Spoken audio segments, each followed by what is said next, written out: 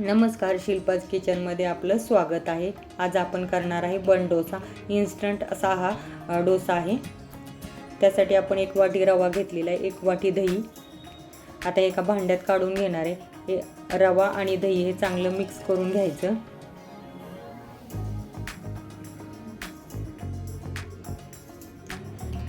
आणि यात अर्धी वाटी पाणी टाकलेलं आहे आणि चांगलं मिक्स करून घ्यायचं, म्हणजे रवा छान फुलतो। आणि मिक्सरच्या भांड्यात काढून घेतलेलं आहे आणि बघा बारीक करताना मी अर्धा ग्लास पाणी टाकलेलं आहे। हे आपलं बॅटर तयार झालेलं आहे। त्यासाठी 4 मिरच्या आणि आल्याचा 1 तुकडा, कढीपत्ता, कोथिंबीर ते मी बारीक करून घेतले। 2 कांदे घेतले, ते पण आपण बारीक चिरून घेणार आहे। तेल गरम करायला ठेवलं आहे, त्यात आपण डाळे टाकून घेणार आहे।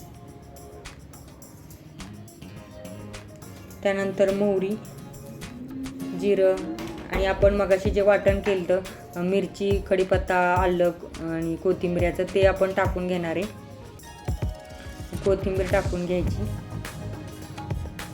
आणि त्यानंतर आपण कांदा टाकणार आहे आणि कांदा टाकल्यावर आपण अर्धा चमचा मीठ टाकून घेणार आहे, म्हणजे कांदा लवकर भाजला जातो।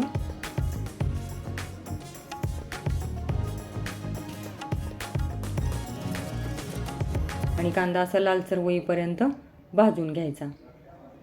हे आम्ही सगळं बॅटरमध्ये ओतून घेतलेले आहे। त्यानंतर अर्धा चमचा मीठ टाकलेलं आहे, कोथिंबीर टाकून घ्यायची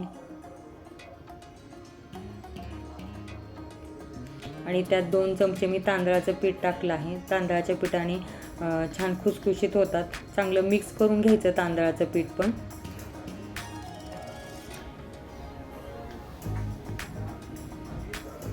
आणि त्यात अर्धा चमचा मी सोडा टाकलेला आहे। सोडा टाकल्यावर पण बॅटर छान मिक्स करून घ्यायचं, म्हणजे बॅटर हलकं होतं। आणि हा मी छोटा पॅन ठेवलेला आहे, त्यात तेल ओतून घेतलेले, त्यात आपलं बॅटर ओतून घ्यायचं आणि यावेळेला गॅस मीडियमच ठेवायचा। पलटायची जास्त घाई करायची नाही, हळूहळू पलटून घ्यायचं। हे बघा असं पलटून घ्यायचं आणि गॅस कमी ठेवून छान लालसर होईपर्यंत हे भाजून घ्यायचं। हे बघा आपला बन डोसा तयार झालेला आहे, आतपर्यंत छान भाजला जातो।